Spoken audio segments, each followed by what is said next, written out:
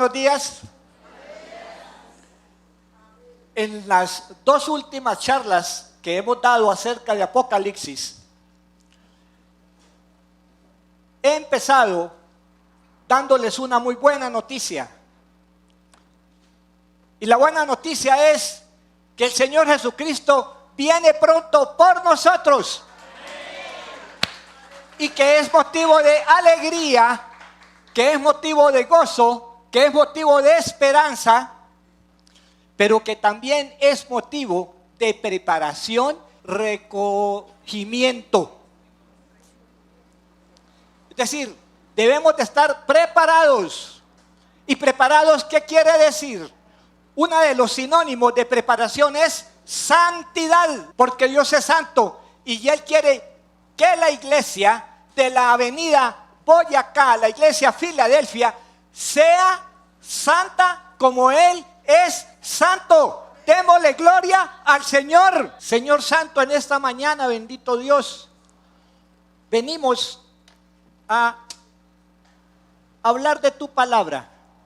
Espíritu Santo, te pedimos que tú, Señor, me uses como instrumento, bendito Dios. Que pongas palabras en mi boca, Padre bendito. Y que esta palabra se haga rema, Señor, en cada uno de los que estamos aquí en esta mañana. Y que sea, Señor, tu propósito se siga cumpliendo sobre esta congregación, sobre cada uno de nosotros, y que tu nombre santo sea exaltado, Señor, y que estemos preparados para recibir al Señor Jesucristo en los cielos, porque Él tiene grandes bendiciones para nosotros. Lo bueno está por comenzar, y es estar contigo por toda la eternidad. A ti sea el honor y la gloria, imperio y potencia, por todas las edades, por los siglos de los siglos. Amén. Hemos venido hablando y haciendo mucho énfasis en que el Apocalipsis es un libro de amor.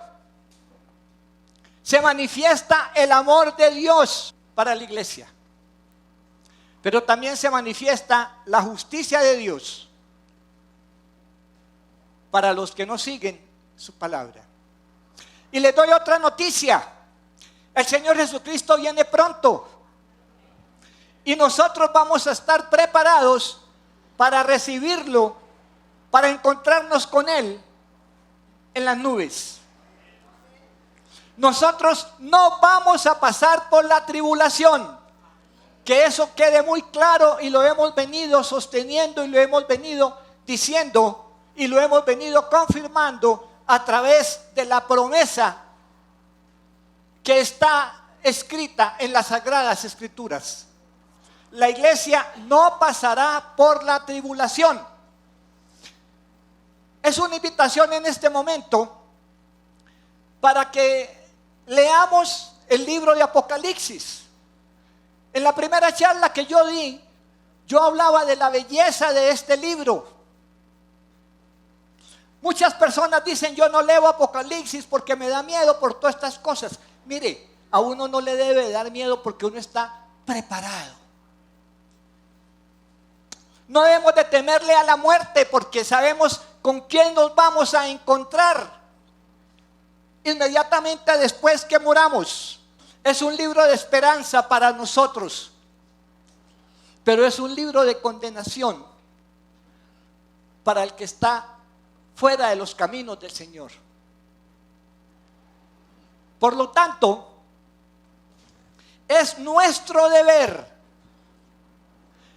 leerlo, es nuestro deber estudiarlo, es nuestro deber conocer lo que el Señor tiene para nosotros, para lo que nos tiene preparados, las recompensas, las promesas que hay para su iglesia, y también para invitar a las personas que están separadas del Señor a que se den cuenta que si no pone su confianza en el Señor y que si no se pone en paz con Él, a lo que estarán expuestos. El libro de Apocalipsis es un libro hermoso.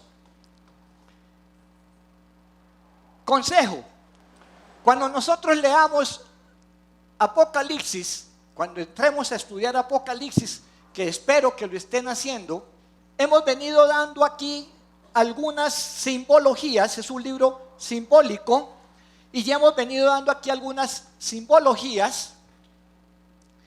Y también,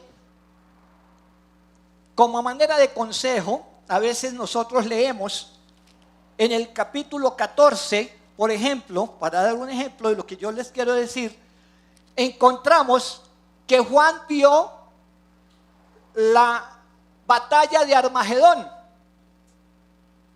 pero resulta que aparece en el capítulo 19 la batalla de Armagedón. Y uno dice, pero luego, si uno desconoce el libro, pero luego esa batalla ya no había sucedido.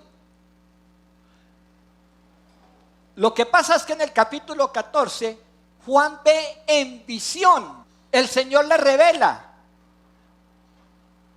lo que va a pasar en esa batalla de Armagedón, que en su debido tiempo, un paréntesis aquí, explicaremos en qué consiste la batalla de Armagedón. Pero resulta que en el capítulo 19, versículo 17, ya aparece, digámoslo, en la realidad, la batalla de Armagedón. ¿Qué quiero decir con esto? Que es un libro que no es cronológico. No es cronológico. Lo que aparece en uno de los últimos versículos, en uno de los últimos capítulos, ya lo hemos visto en capítulos anteriores. Entonces, es un libro que hay que leer con mucho detenimiento. Yo no voy a decir que es un libro fácil, no, de ninguna manera. Pero para eso el Señor nos dice que debemos de escudriñar las Escrituras, porque ellas son las que dan testimonio de mí, son las que dan testimonio de la verdad. Son las que dan testimonio de la verdad. Entonces, haciendo esta aclaración, vamos a hacer algunas consideraciones acerca de este texto, que es largo, que es dispendioso, largo en el sentido de la interpretación, porque no son más sino 22 capítulos, pero por la simbología y por toda la riqueza espiritual y doctrinal que tiene, hay que leerlo y estudiarlo con mucho detenimiento. Yo les decía a ustedes que para hacer una buena estudio de la Biblia, tener un buen comentario bíblico, tener un buen diccionario bíblico, tener una muy buena Biblia de estudio, es decir, una concordancia bíblica, una muy buena concordancia bíblica, y eso nos va a dar muchas luces en cualquier tipo de estudio que uno aborde de la palabra de Dios. Hay tres grandes divisiones en el Apocalipsis. El Apocalipsis tiene muchas divisiones, pero hay tres grandes divisiones en relación a la profecía que recibió Juan, a la revelación que recibió Juan. La primera de las grandes divisiones es las cosas que has visto. En el capítulo 1, todo el capítulo 1, vemos lo que Juan está viendo cuando está en la isla de Patmos. ¿Qué es lo que Juan está viendo? Está aquí en la tierra y está contemplando la visión que el Señor Jesucristo le está dando. Físicamente Él está en la tierra. Espiritualmente está también acá en la tierra. En la segunda división es las cosas que son, que se encuentra en el capítulo 2, todo el capítulo 2 y el capítulo 3, y se relaciona a las cosas que Él ve y contempla en el presente y en el futuro en relación con la iglesia. Es decir, el título de estos dos capítulos es El mensaje a las 7 iglesias. Y ya Él ve lo que sucede en la iglesia y lo que va a suceder en el futuro hasta el momento mismo en que la iglesia va a ser arrebatada. Son 7 periodos históricos de la iglesia cristiana. 7 periodos históricos que corresponden ¿a qué? A las 7 iglesias, a cada iglesia. Y la tercera gran división es las cosas que han de ser después de estas. ¿Cuáles son las cosas que han de ser después de estas? Después del arrebatamiento de la iglesia, del rapto de la iglesia. Si nosotros vemos del capítulo 4 hasta el capítulo 19 inclusive, hasta el capítulo 19, la iglesia desaparece del libro de Apocalipsis. ¿Qué sucede en este momento acá en la tierra?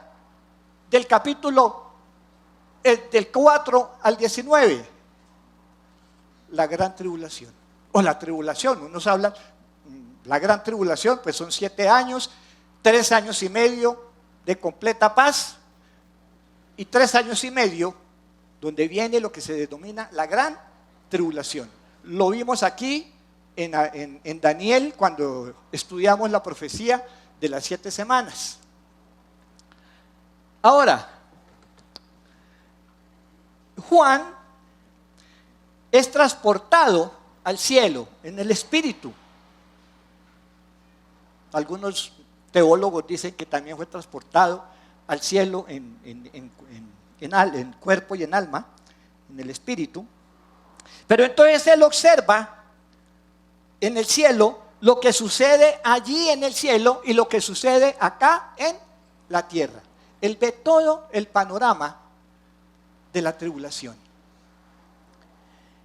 Y si nosotros empezamos a mirar cada uno de estos momentos, si nos situamos en el capítulo, todo en el capítulo 2 y en el capítulo 3, voy a hacer referencia en un segundo, en un instante, muy rápidamente acerca de las iglesias, porque como decía posteriormente, se va a hacer un estudio detallado sobre cada una de estas iglesias.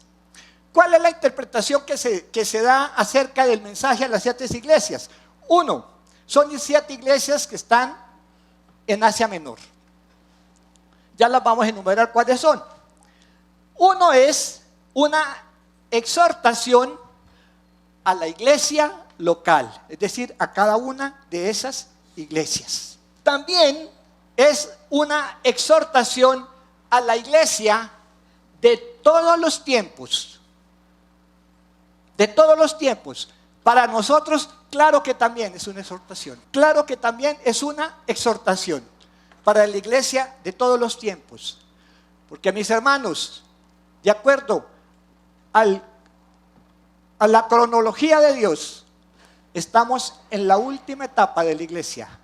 Estamos en la iglesia de la Odisea. Estamos en la iglesia de la Odisea, el último tiempo. Y la otra interpretación es una caracterización de los periodos de la iglesia a través del tiempo. Una caracterización de los periodos de la iglesia a través del tiempo. ¿Cuáles son esas iglesias? Éfeso. va del año 30 al año 100 después de Cristo. Su nombre significa deseable y es la iglesia apostólica hasta el final del periodo apostólico. Y el Señor tiene una recriminación contra esta iglesia. Dice, porque has abandonado el primer amor. Hay dos iglesias en la palabra de Dios, en el mensaje, que no tienen ninguna recriminación, que es la iglesia de Esmirna y la iglesia de Filadelfia. De resto, las demás iglesias tienen recriminaciones por parte del Señor. La iglesia es la iglesia de Esmirna. Esmirna comprende el periodo del año 100 después de Cristo al año 313 después de Cristo y significa mirra. Acuérdense, mis hermanos, que la mirra era un elemento que fue llevado por los magos y se lo ofrecieron al niño Jesús en su nacimiento. En su nacimiento. ¿Qué quiere decir? Esmirna quiere decir mirra, y es el periodo de las grandes persecuciones de la iglesia. La iglesia durante este tiempo fue perseguida. Se trató de que el cristianismo, el incipiente cristianismo, digámoslo así, porque estaba en sus primeros siglos, que fuera acabado, que se exterminara por completo. Es la iglesia mártir, el periodo de las grandes persecuciones. El otro mensaje a la iglesia es a Pérgamo, a la iglesia de Pérgamo, que significa matrimonio, unión, y va del 314 al 590 después de Cristo. ¿Qué significa esto? La iglesia católica toma el liderazgo del cristianismo, entre comillas. Toma el liderazgo del cristianismo y se alía bajo la protección del Estado. En el año 320 aproximadamente, el emperador Constantino, emperador del Imperio Romano, declara que el cristianismo es la religión oficial del Estado.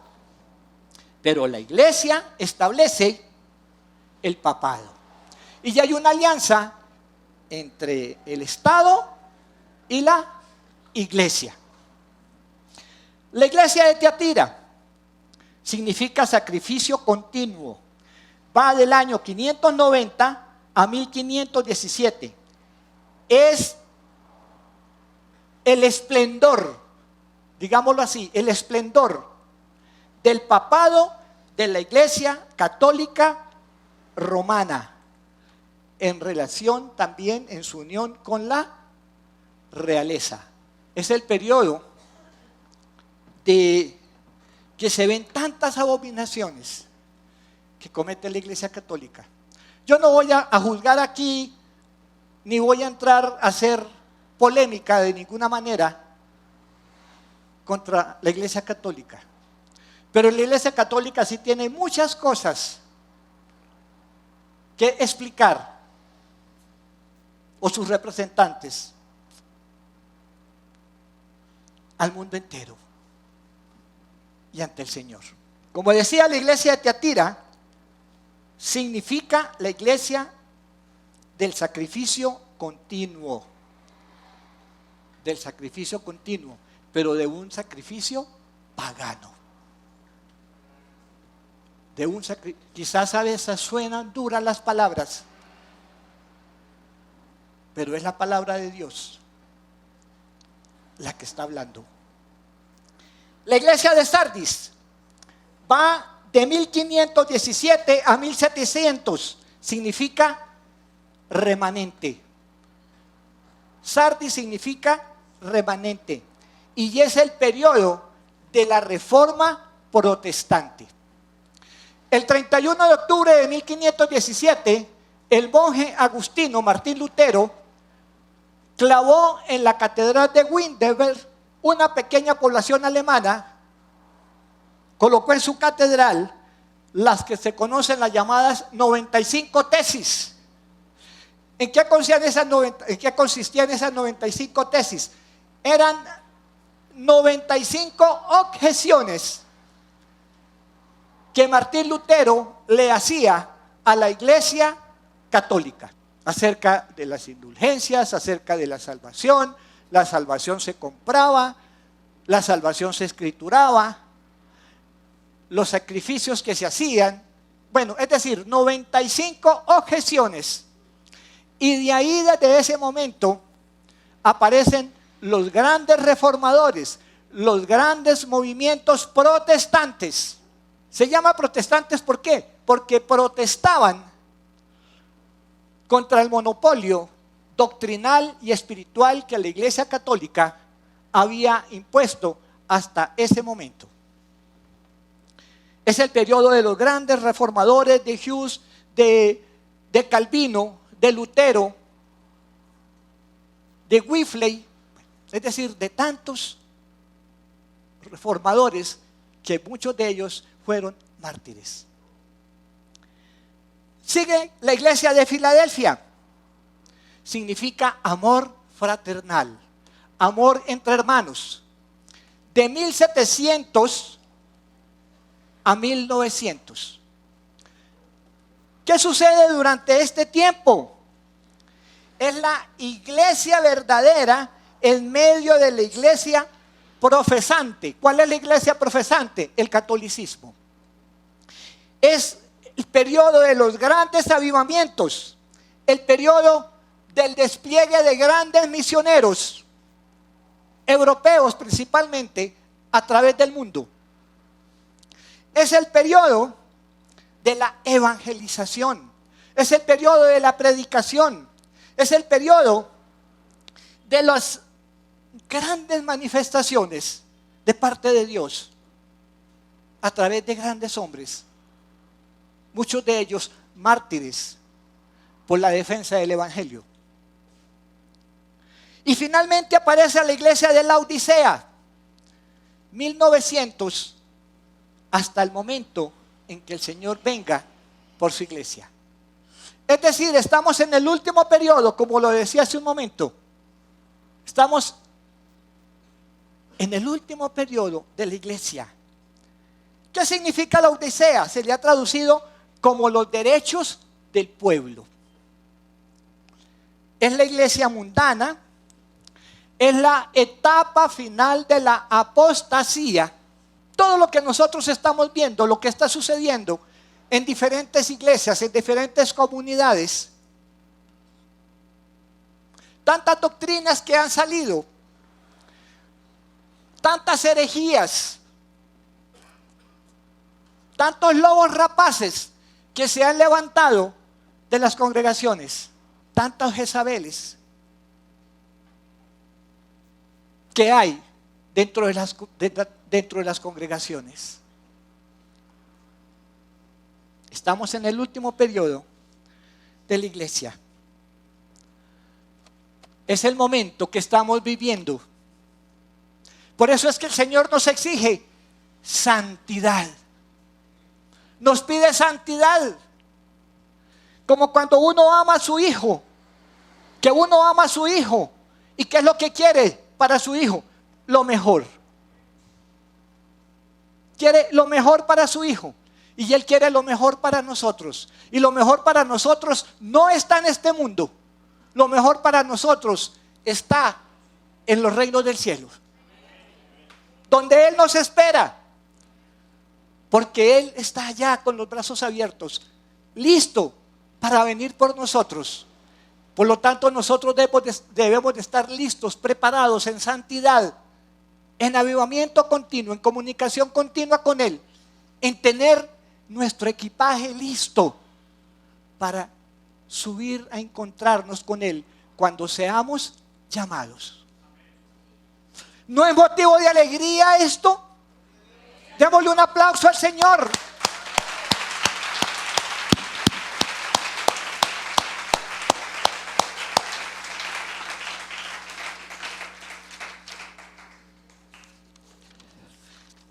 Y mira, el Señor tiene para nosotros, para su iglesia, 7 promesas.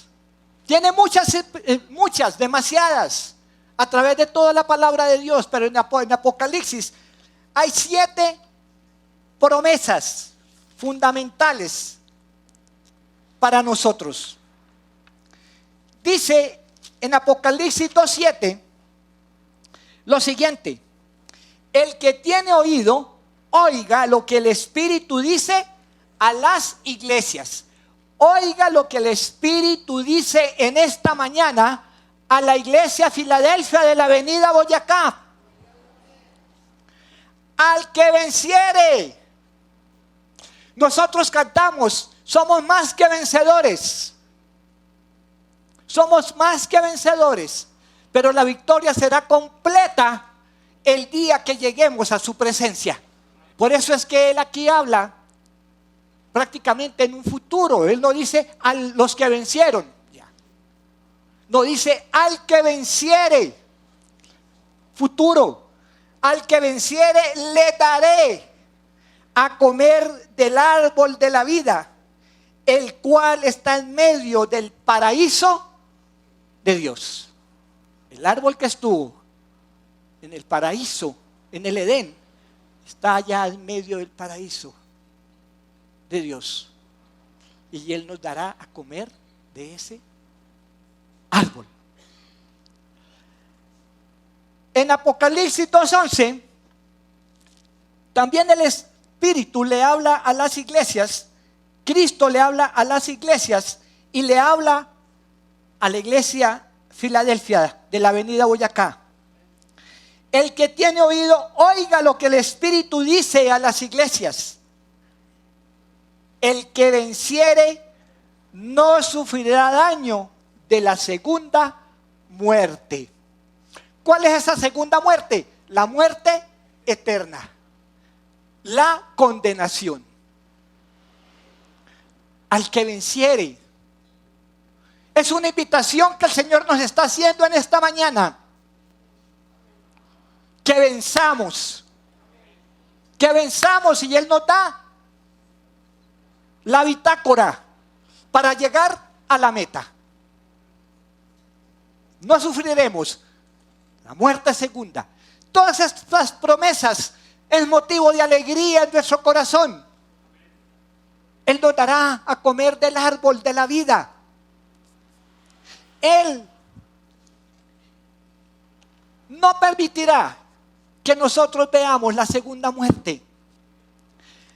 En Apocalipsis 2:17 perdón, dice: el que tiene oído oiga lo que el Espíritu dice a la iglesia de la avenida Boyacá. Al que venciere daré a comer del maná escondido, y le daré una piedrecita blanca, y en la piedrecita escrito un nombre nuevo, el cual ninguno conoce sino aquel que lo recibe. Esta piedrecita dice que una piedrecita blanca.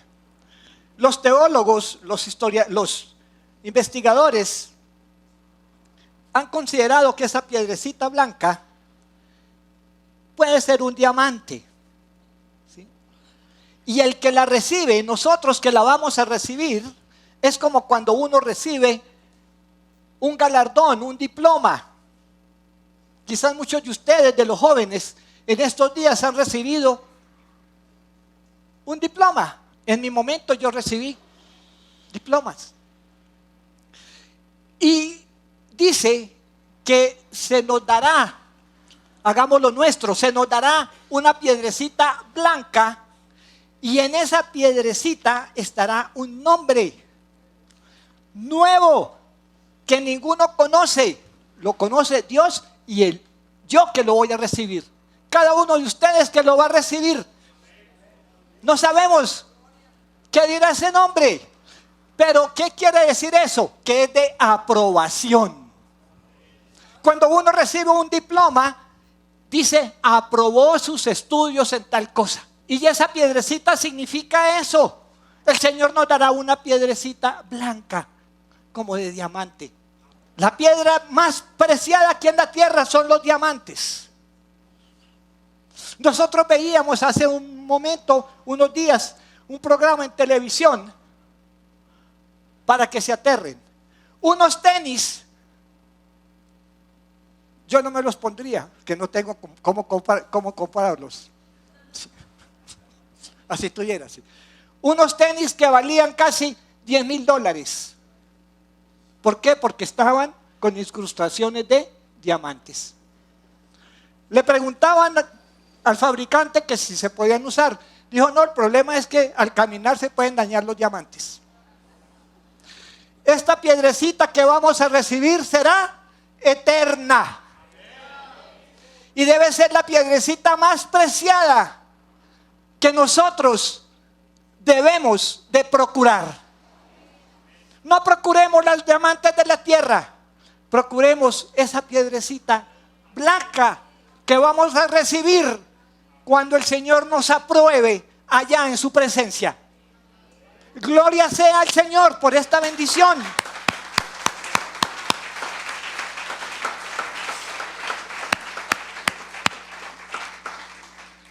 En Apocalipsis 2:26 dice, al que venciere y guardare mis obras, guardaré mis mandamientos, guardaré mis palabras, hasta el fin, ojo, perseverancia.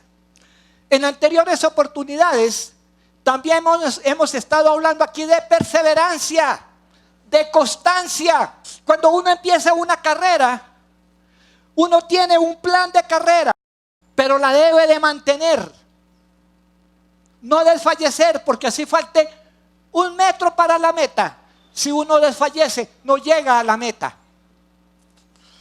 Aquí se nos dice hasta el fin. Es una invitación a la iglesia. Debemos de perseverar hasta el fin. Guardar su palabra hasta el fin. Ser fiel hasta el fin. Al que venciere y guardare mis obras hasta el fin, yo le daré autoridad sobre las naciones. Cuando el Señor Jesucristo regrese, que nosotros vamos a venir con Él, se establecerá el reino milenial acá en la tierra. Y nosotros estaremos gobernando con Él. Y dice que se nos dará autoridad sobre todas las naciones. Gloria al Señor por esto. En Apocalipsis 3:5 dice, el que venciere será vestido de vestiduras blancas. ¿Qué significa la palabra blanca en Apocalipsis? Santidad. Seremos perfectos. Alcanzaremos la glorificación. El ser humano tiene que pasar por diferentes etapas: condenación, justificación, santificación. Estamos en ese periodo de la santificación, pero algún día seremos glorificados. Este cuerpo mortal, este cuerpo, como decía Pablo, ¿quién me librará de este cuerpo de muerte? Cristo nos libra. Y algún día seremos vestidos. Dice que cuando la iglesia sea arrebatada, ¿sí?, nuestros cuerpos, no importa si hayamos muerto, no importa si estemos vivos, en un abrir y cerrar de ojos seremos transformados. ¿Sí? ¿Que cómo lo hace? No sé. El Señor es todopoderoso y Él sabrá cómo lo va a hacer y cómo lo hace. Dice que seremos vestidos de vestiduras blancas y no borraré su nombre del libro de la vida. Ojo, no borraré su nombre del libro de la vida.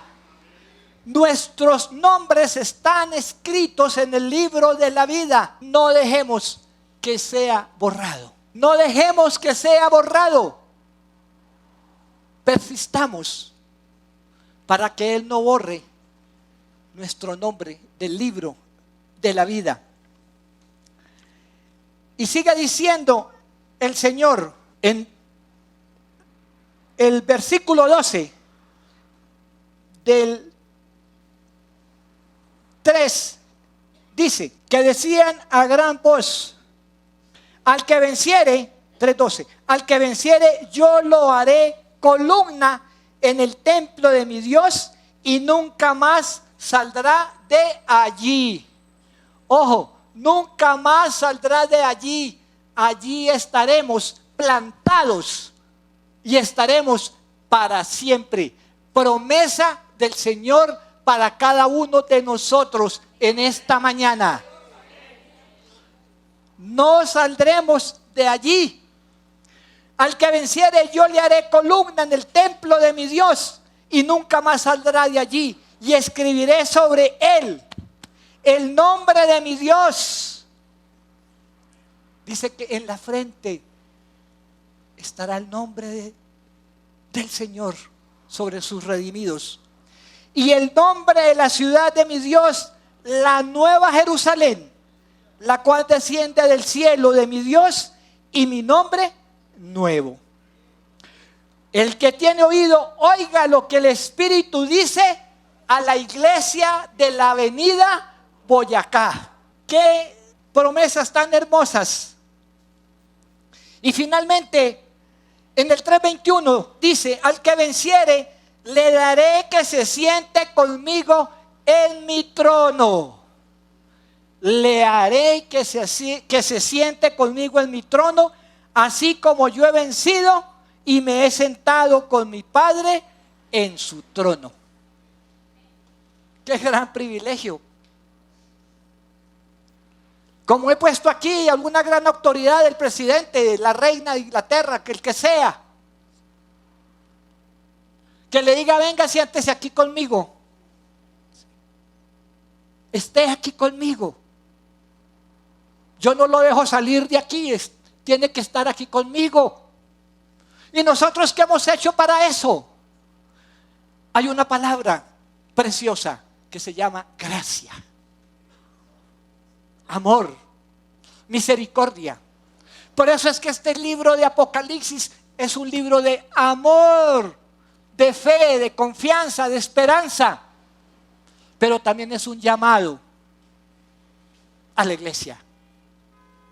Es un llamado a la iglesia, porque fijémonos que aquí estamos hablando, el capítulo 2 y el capítulo 3 de Apocalipsis se refiere a la iglesia concretamente.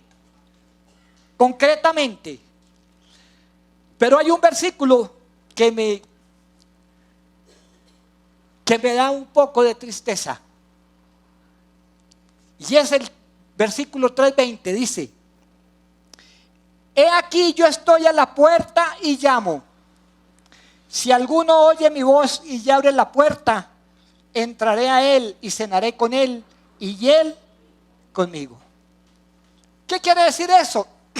Es el lugar y la actitud de Cristo al final de la era de la iglesia. Porque la iglesia, cuando hablo de la iglesia, estoy hablando a nivel global.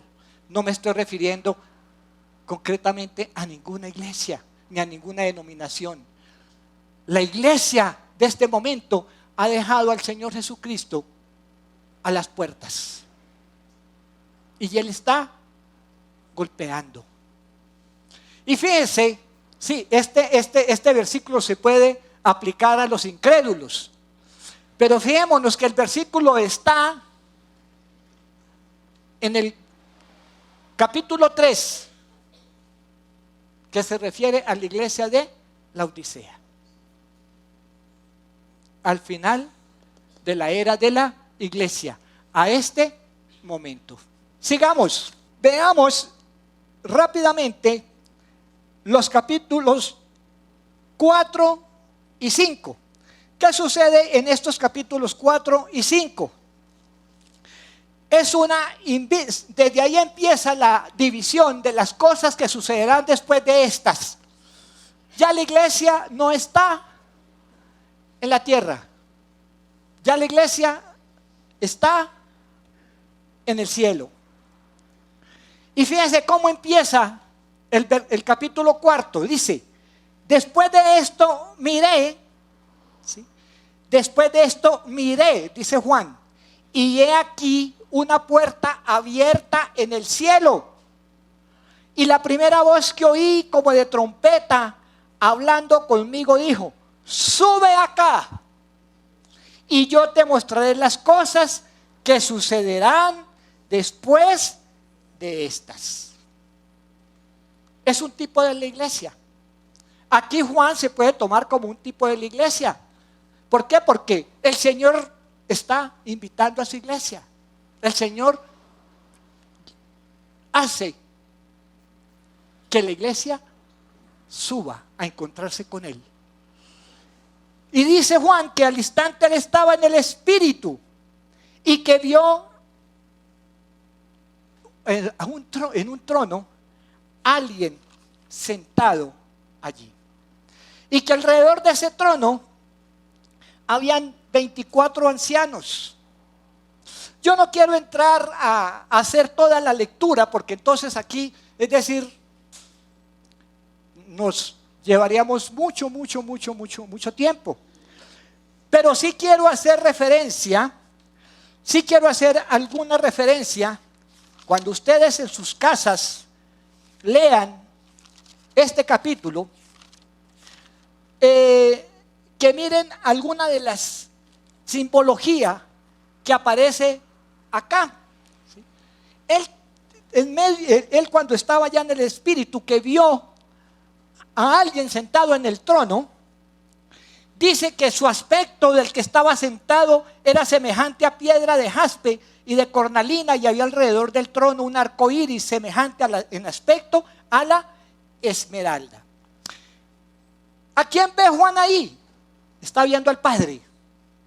Ve al Padre y la gloria y el trono está descrito parte, porque yo creo que es indescriptible la majestuosidad de Dios. No se puede describir. Yo creo que lo que da aquí Juan es una pequeña idea de lo que es la grandeza de Dios. Ahora, esa piedra que él ve, dice que es una piedra blanca, el jaspe es blanco. ¿Y qué significa allí?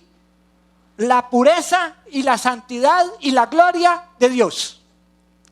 La cornalina, otra piedra que él ve, roja, significa la gracia.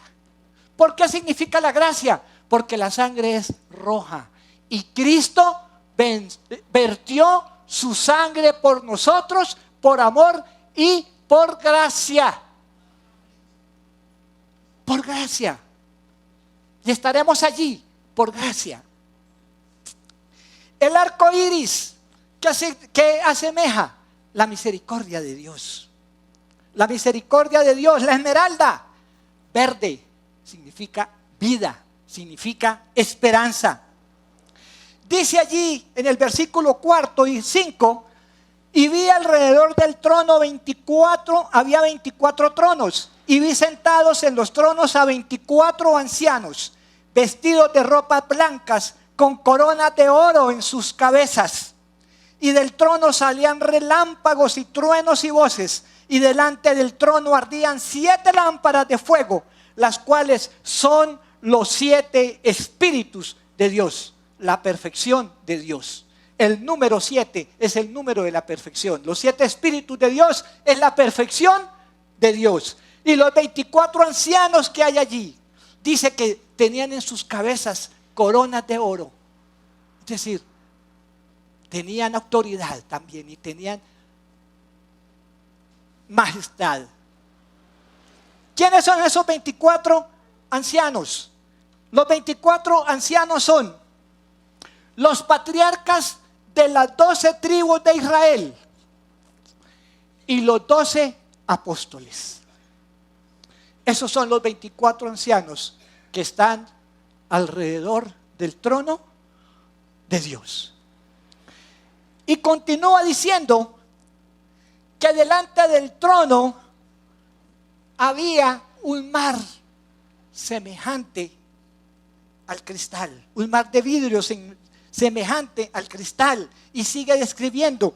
¿Qué quiere decir todo esto? Que había tranquilidad, que había paz, que había estabilidad, que había seguridad.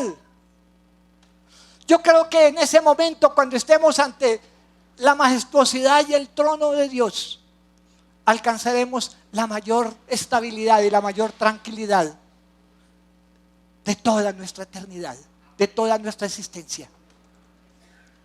Y sigue diciendo que escuchó relámpagos y truenos. La ira de Dios. La ira de Dios manifestada en su máximo en la gran tribulación. Y sigue él describiendo y dice que vio 7 lámparas de fuego, juicio y castigo. Y sigue diciendo que vio los 7 espíritus de Dios. Pero ahí no es de ira.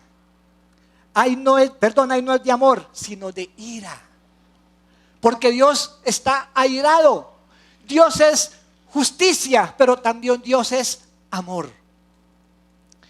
Juan ve a 4 seres vivientes. Los vamos a leer en el sexto, del 6 al 11 en adelante. Dice: y vi delante del trono había como un mar de vidrio semejante al cristal, y junto al trono y alrededor del trono 4 seres vivientes llenos de ojos delante y detrás. El primer ser viviente era semejante a un león, el segundo era semejante a un becerro, el tercero tenía rostro como de hombre, y el cuarto era semejante a un águila volando.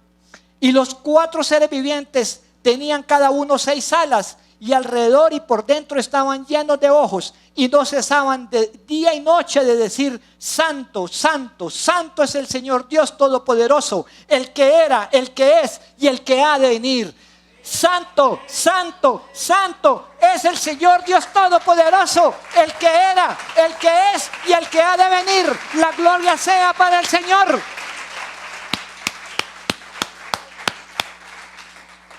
¿Quiénes son esos 4 seres vivientes? Algunos han dicho, los teólogos le han dado la interpretación de que eran querubines. Y los querubines son una orden de ángeles que adoran día y noche al Señor. Y también, ¿qué significa? Que ellos vigilan y disciernen lo que sucede alrededor del trono.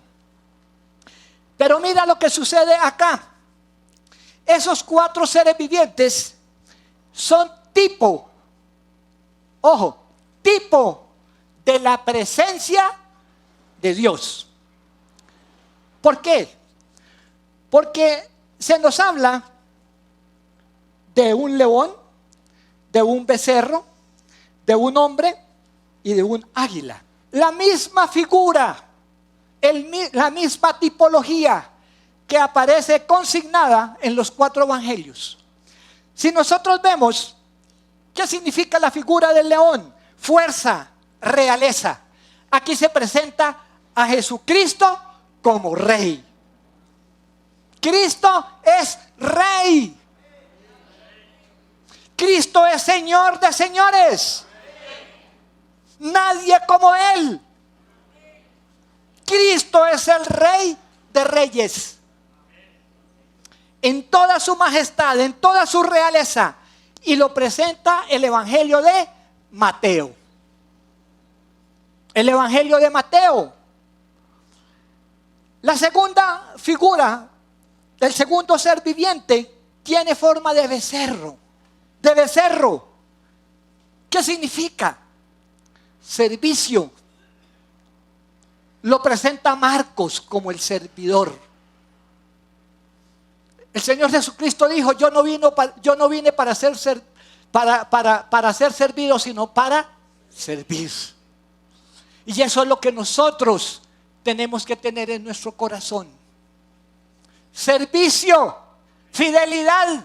En 1 Corintios 15:58 dice: así que, iglesia, permaneced firmes y constantes, sabiendo que vuestro trabajo en el Señor no es en vano.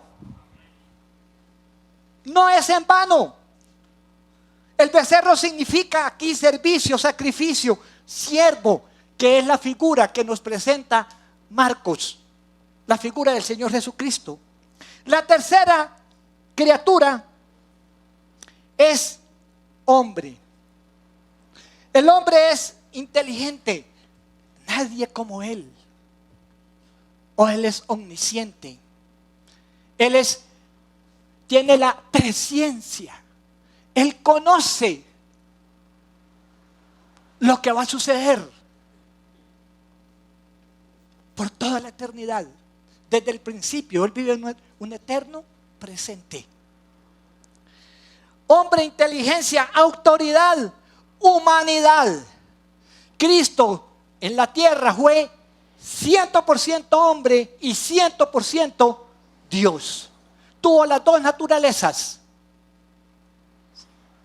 Y él murió en la cruz del Calvario y sufrió por nosotros como hombre. Como hombre. Él fue el sustituto perfecto para nuestro pecado, por nuestro pecado. Y es la figura, el tipo que presenta Lucas, el Evangelio de Lucas.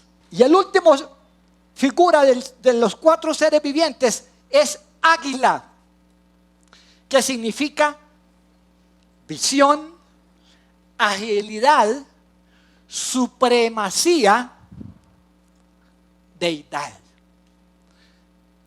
Dios es un Dios santo, santo, santidad a Dios. Y eso es lo que Él quiere de nosotros en esta mañana. Santidad, santidad. Y es el tipo que nos presenta el apóstol Juan. Es el tipo que nos presenta el apóstol Juan. Mire, el Apocalipsis está relacionado con la mayoría, casi podemos decir casi con todos los libros de las Sagradas Escrituras.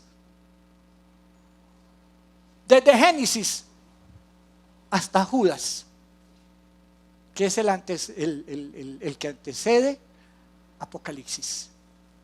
Precioso, precioso libro. Yo anoche hablaba con mi esposa y le digo, desde hace tiempos que el pastor me dijo sobre estas predicaciones, y hace un momento él fue a decirme que ya tenía que bajar. Y les digo, mis hermanos, estaba todavía descubriendo cosas. Descubriendo cosas. Y hablaba anoche con mi esposa y le decía: mi amor, esto es, mejor dicho, qué riqueza la que encierra este texto.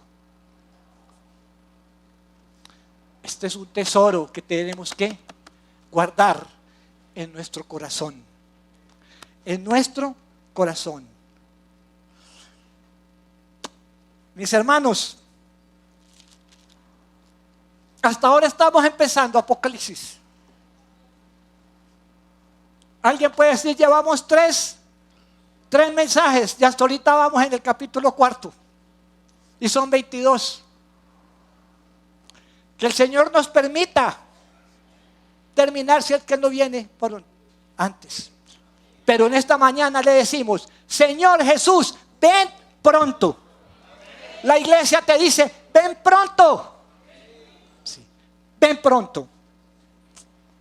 Ven pronto. Y para finalizar, leamos del versículo 8 al 11. Los 4 seres vivientes y los ancianos adoran al Señor por su obra de creación. Y así vamos a terminar nosotros en esta mañana.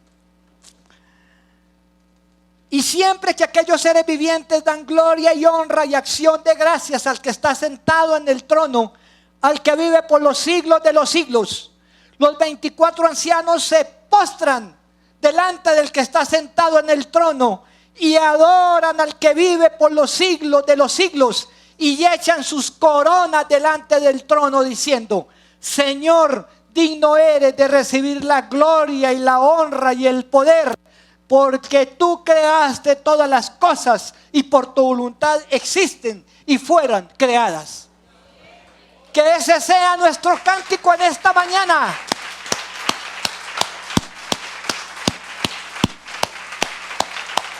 Que ese sea nuestro cántico. Mis hermanos, pronto está la Navidad. La pregunta que nosotros hacemos: ¿qué regalo le vamos a llevar al Señor Jesucristo en esta Navidad? El mejor regalo que le podemos llevar al Señor Jesucristo es un alma convertida. Hablemos de la palabra, prediquemos la palabra, testifiquemos de Cristo, que Él pronto llega y que si tú no te arrepientes, se le puede decir a la persona: mira los castigos que te esperan. El mejor regalo que nosotros podemos ofrecerle al Señor es llevar un alma convertida a los pies del Señor, para que esa persona, al igual que nosotros y al igual que los 24 ancianos, nos postremos algún día y digamos: digno eres, oh Padre bendito, digno eres, Cristo precioso, digno eres, Señor, amado Jesús. La gloria sea para ti, ahora y para siempre, por los siglos de los siglos. Démosle un aplauso a nuestro Señor en esta mañana.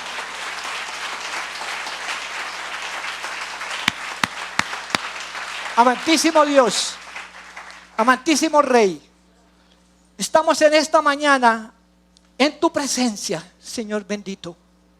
Estamos dándote las gracias por esta palabra, por esta promesa que tú tienes para la iglesia de la Avenida Boyacá. En esta mañana, Señor, presento a tu iglesia, a esta congregación, a este rebaño, bendito Dios. Gracias, Señor, te damos por cada uno de ellos, porque ellos algún día recibieron al Señor Jesucristo como su Salvador. Gracias te damos por la perseverancia de ellos, Padre bendito. Y en esta mañana pedimos, Espíritu Santo, que seas tú dándole a cada uno de ellos la fortaleza, la constancia, la fe, la obediencia, para que ellos sigan en tus caminos, para que cada día se afiancen más, para que cada día comprendan que tú eres el Señor de señores, el Rey de reyes, y que fuera de ti no hay más esperanza. Que tú moriste en la cruz del Calvario, que ellos entiendan, que cada uno de nosotros entendamos en su plenitud lo que significa la salvación. Gracias, Señor, por todo lo que tú haces en esta iglesia, en esta congregación. Gracias por nuestros pastores, gracias por nuestros líderes, gracias por todos los ministerios, gracias por cada uno de los miembros del cuerpo de Cristo en esta iglesia. En esta mañana los bendecimos. En esta mañana los bendecimos. Y el Espíritu Santo nos dice, prepárense, porque el Señor Jesucristo viene pronto. Preparémonos, entremos en santidad, permanezcamos en santidad. Cada día aviva más nuestro espíritu. Que cada día te busquemos más. Que cada día estemos más en comunicación contigo. Que cada día, Señor, tu palabra se haga rema en nuestras vidas. Danos ese entendimiento, Padre bendito, para entender tu palabra y para ponerla en práctica. Que no seamos tan solo oidores, sino que seamos hacedores de la palabra. Eso es lo que tú quieres, que seamos hacedores de tu palabra.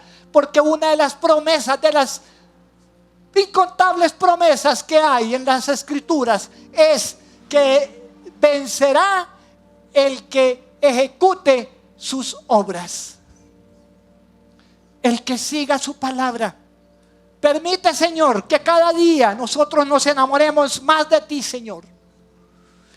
Que ese nombre que tú nos has dado de la Iglesia Filadelfia se haga más patente entre los hermanos. Que haya esa fidelidad, que haya esa fraternidad, que haya ese amor entre nosotros, esa comunicación, pero principalmente ese amor hacia ti y hacia tu obra y a tu presencia, Señor.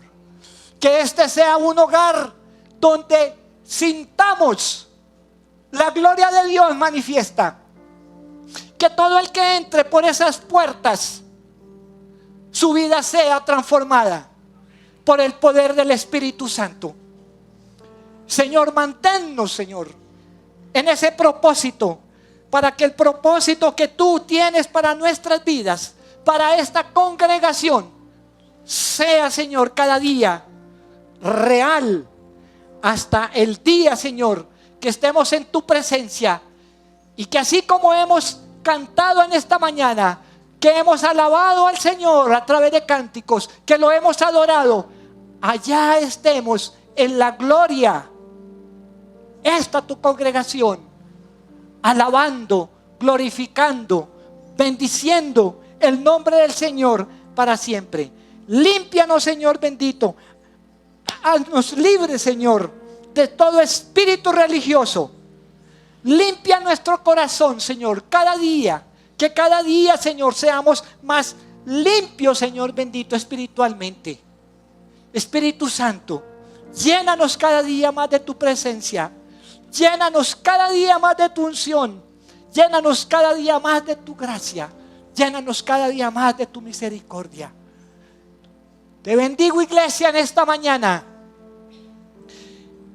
Y le pido al Señor que esa paz de Dios, que sobrepasa todo entendimiento, que guarde nuestros pensamientos, que guarde nuestro corazón en Cristo Jesús.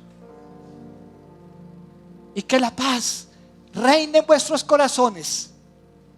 Ante todo, que estemos en paz con Dios. Pero si estamos en paz con Dios, estaremos también en paz con nuestros semejantes y con nosotros mismos. Gracias, Señor, te damos por todo cuanto tú haces por nuestra congregación, por lo que has hecho, por lo que estás haciendo y por lo que continuarás haciendo hasta el día en que tú nos levantes, en que tú nos recojas. Y que es nuestra petición en esta mañana, que todos los que estemos aquí en este día, en este momento, nos encontremos en el aire, y así estaremos con el Señor para siempre, como nos lo promete en 1 Tesalonicenses 5. La gloria sea para nuestro Señor Jesucristo, quien vive y reina eternamente y para siempre.